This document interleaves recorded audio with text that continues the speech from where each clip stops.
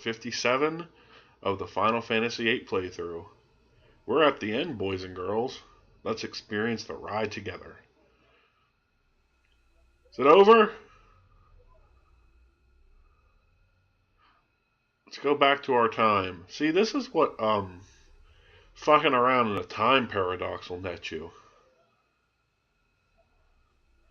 As well as a weird running after effect.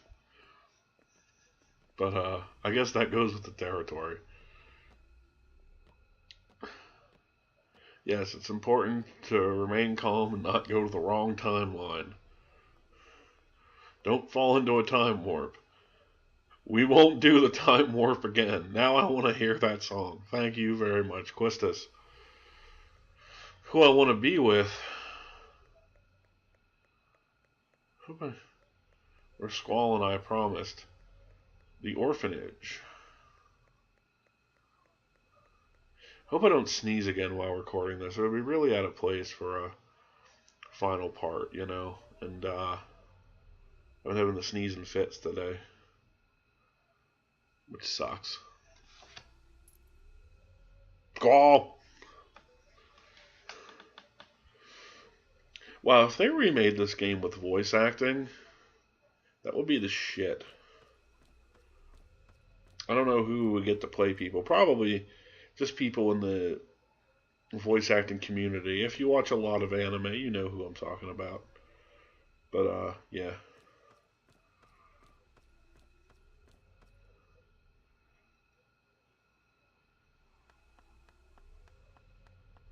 Poor Squall don't know what to do. Little Squall. And there's Matron chasing after him. Calling to him. Wanting to protect him, perhaps. Fade up. And things are going to start getting a little wonky because it's time travel. So Squall's actually there in this time, in the past. And he's talking to the woman that basically was his mother, who's looking for a younger version of him. God, time loops are strange. But, there is someone else here. Oh, look, Squall kept his original gunblade. How nice. You have the Lionheart now, buddy. You can cut that away. You can see she's actually walking. I originally thought she was, kind of like doing a hover move. But, Squall's there, so he'll protect everybody. It's a... Oh, okay. So this is where the confusion kind of gets muggy. Sorry to grab a drink of water there. So if Ultimecia gives Edea her powers here, it was stated earlier in game that Edea received her powers from another sorceress. Oh shit! It just hit me. The dying sorceress she got her powers from, she's referring to Ultimecia. So, in essence, in a repeating time loop, Ultimecia is possessing a sorceress with her own powers. That's why things are so wonky. Now, that'll repeat, like, in another time cycle, but as far as it goes here, this Squall is forging ahead. Like, it does loop, but the loop is escaped when it, like a contingency plan here. It's hard to explain. Very Back to the Future-esque, but that was a much more simple diversion. And here, Squall is actually telling Edea about Garden, which she's the one who, her and Sid came up with it. So this is where she learns the idea to do it. You're that boy from the future?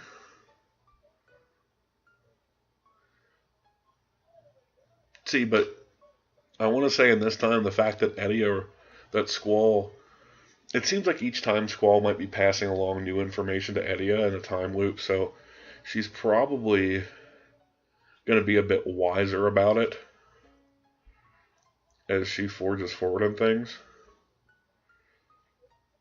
Basically what I'm saying is this iteration of Squall only has to experience the events of the game one time before returning to a point outside the time loop in the present day going into the future. Because remember, when they were fighting, it was a place that was just time compression. We can draw graphs if you need to. But it is escapable, and he did it, so there you go. Fun times. But, yeah, things start to get trippy. Do you have any Doors albums? You might want to put them on now. Or, maybe some Dark Side of the Moon.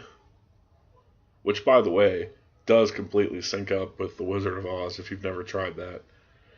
Just after this video, go type in Wizard of Oz Dark Side of the Moon, and that'll be the first result, I'm sure.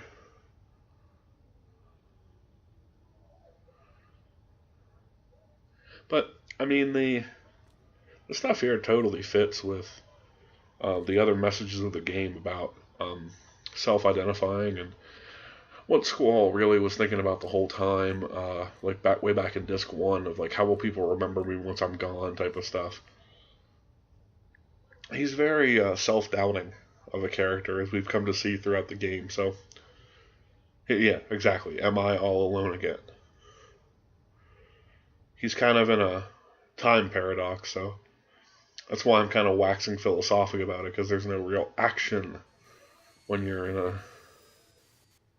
Whoa. I'm happy I've never taken this while on any mind-altering substances, because that wouldn't be any fun. I'm not sure why it's doing a box-in-box thing for this video, but it did, so we're just going to deal with it. It is not by way of editing, I assure you. Poor Squall. So this is what it's like in the time abyss. Just an endless deserty / rocky terrain. Alright. Again, very good work for a PlayStation 1 game. I really love it. Matter of fact, scenes like this are probably why this game is... I won't even say my favorite anymore, since I did a replay of another Final Fantasy title, and really love it as well. But one of my two favorites, let's say that, so I don't have to go upon ranking them. But yeah. And after so much wandering, we get to the edge. You look back and you wonder if you really ever moved at all, because it's just like a time repeating, you know.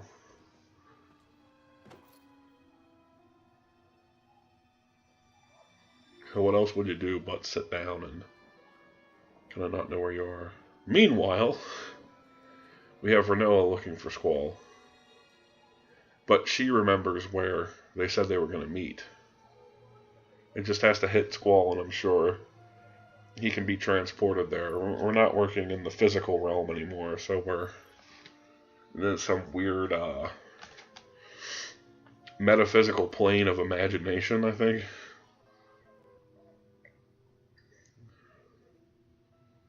Like, the rules of time no longer exist. Very Ocarina of Time-esque, honestly, now that I'm thinking about it. Because time itself is a weird concept, too. If you really want to break it down, like, time doesn't exist. The growing old and passage of things, that's real, but time is a concept. Days, months, hours, those are all invented by us. But I digress, because here comes the flashbacks. As you can see in those quick cuts there, if you slow them down, there are other moments from the game. There are other Squall stuck in this memory, and then Renoa gets really distorted, and he's kind of, I believe it's symbolizing that he's kind of confused. He's remembering her and everything, and then we see like Safer's smile, her floating in space, and then Renoa disappears, and you know, it is symbolic. There are reasons for this. You have like a ashen demon Renoa approaching him. What if, you know, kind of a flashback. All of his friends in space and where he's supposed to meet her. But they're Safer in the way, so it's kind of like, it's a big identity crisis, basically, is what I think it is. If you've watched Evangelion as much as I have, you're used to analyzing things like this. I love doing it. But, yeah. Seeing all the memories, from Squall's perspective there really shows too. He's trying to piece everything together. And Safer keeps sneaking into it. I love that. Really shows an Ultimecia and flash through of everyone's faces. But in the end, it's the one he loves. And there's Faceless Squall. That was a big thing for a while. Part of the Squall's dead theory. And then Renoa's thing shatters and Squall looks up, cries and looks up. Forlorn, I guess, would be the way to describe it. But here we have the flower from the opening of the game that Renoa turns into the gunblade. The revolver. Why couldn't I think of its proper name? It's a gun model, for God's sake. Yeah, my nose is a little stuffed up. Now we have the theme kicking in, and I love it. I actually am a big fan of the song "Eyes on Me." If I didn't say when it played in the spaceship scene, it's actually a little it's a little cheesy, I suppose, but I think it's a very honest song. It's about Renoa's mom, and Renoa's mom wrote for Squall's dad. So there's sort of a carryover there too that I think makes it also extra appropriate.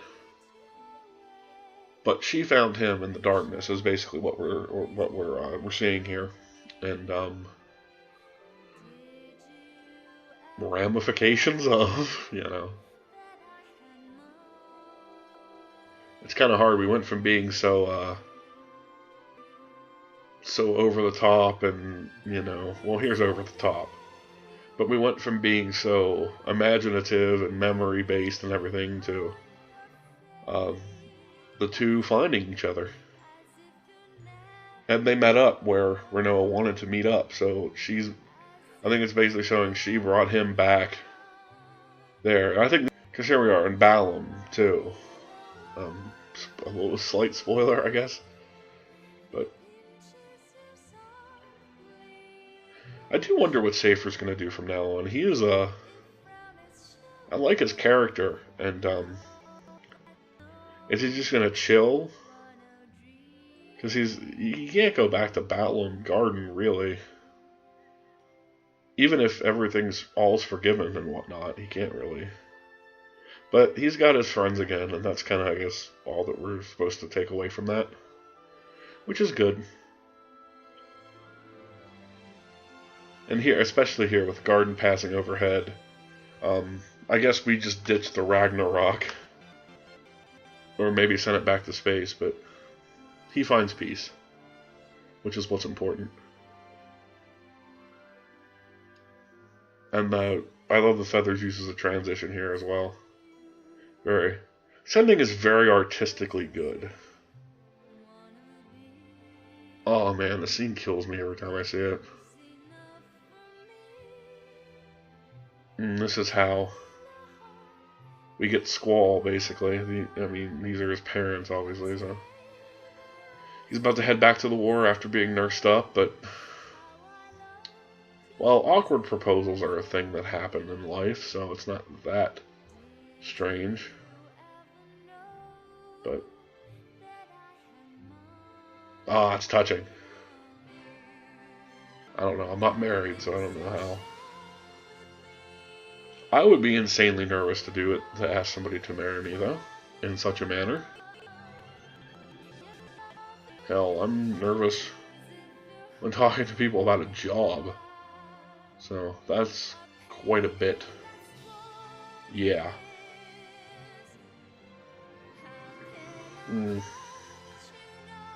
Now, this happy moment transitions into a bit of a sad one. But we knew it from earlier. If I didn't mention it in the commentary, it was set in game. That, I was going to say, past time already. Never noticed how close the moon is to, the world of this game. Poor Laguna. But yeah, as I was saying, rain has passed in this game. It's unclear when. But, yep.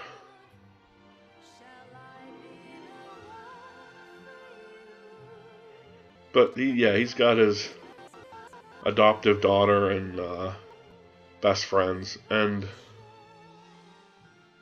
well, you assume at some point Squall or himself would be like, hey, I'm your dad.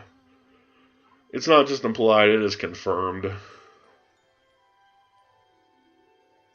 And again, the garden as a transition piece is really good. Not sure where those flowers are coming from. Maybe they're just blowing in the wind from the grass. That might be the more logical point of origin.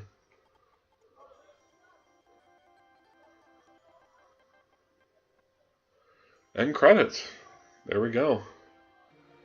But we have a fun little video to watch as well, so. I really love this song as well. Cactus Jack, it's called. Cactus Jack was also my favorite pro wrestler.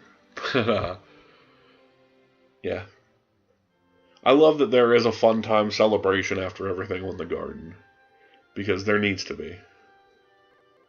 You need to have at least some kind of resolution beyond Renoa finding Squall.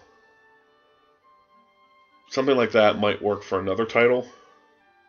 But in this game where it's you've met so many people and it's all about the party togetherness and, there's a big group dynamic, you need to see what the other characters are doing. It can't be like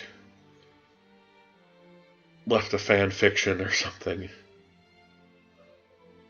And the headmaster's back, so we got that.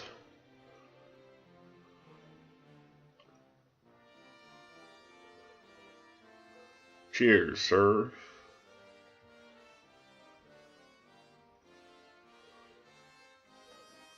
And matron. See, even even the former sorceress is here to party.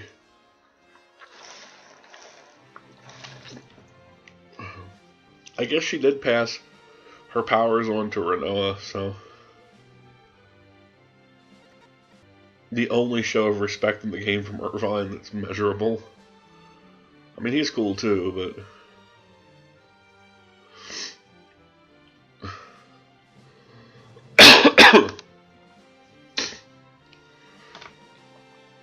Selfie stealing his hat. That's adorable. I wish I had a bigger use for you in the game, Selfie.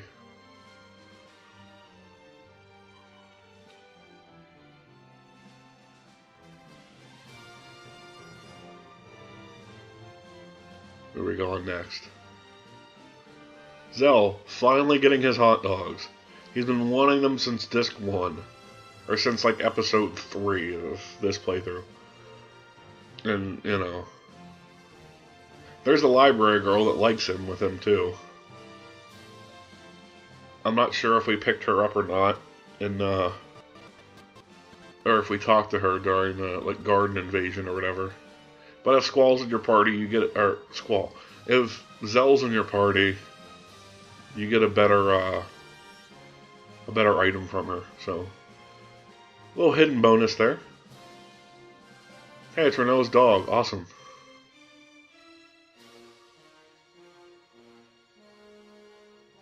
Wish I would have charged the camera up for me so we could see the resolution of this scene.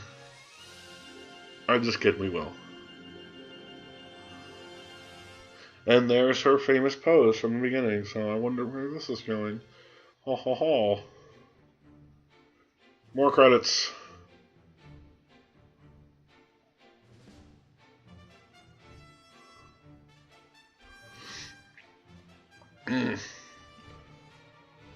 I would like to know why my nose is stuffed now. Because it's getting warm around here, and it shouldn't be doing this. But maybe it is not warm enough to have the windows open all the time, or something. It's supposed to be all spring up in here, though. I'm just convinced Pennsylvania will never be warm again. And summer is but a vague memory. Effing gore. Livery Fatale. Lucky enough to see that perform live at Distant Worlds. I forget if Fithos Lusek Vikos Vinosek was, but probably. And Eyes on Me, I was lucky to see that sung by Susan Calloway, and that was awesome.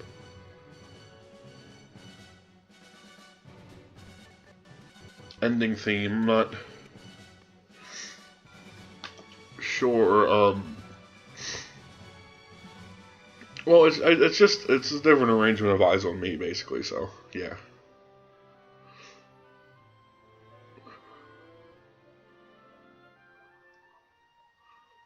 It is what it is. Special thanks. It's hard to talk over credits. But there is more to see, so I have remained.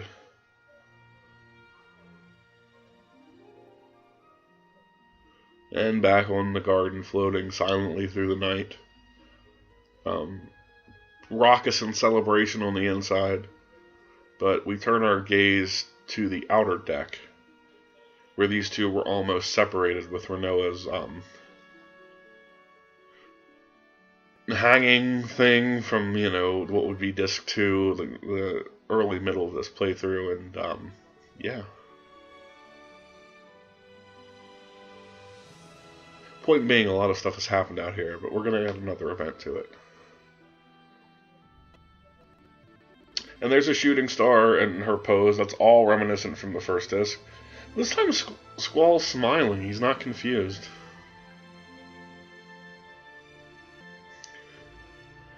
Finally. Wow. And we zoom out on the garden, just going forward, and I like the inverted view here as it lowers the camera. We get a nice full shot of the moon as the garden travels on. Ooh, that was good. I wish I didn't just stop smoking, because I could use a cigarette. That's how good that was. Hey everybody, thanks for sticking in there and enjoying this playthrough with me. That was Final Fantasy VIII. I love it.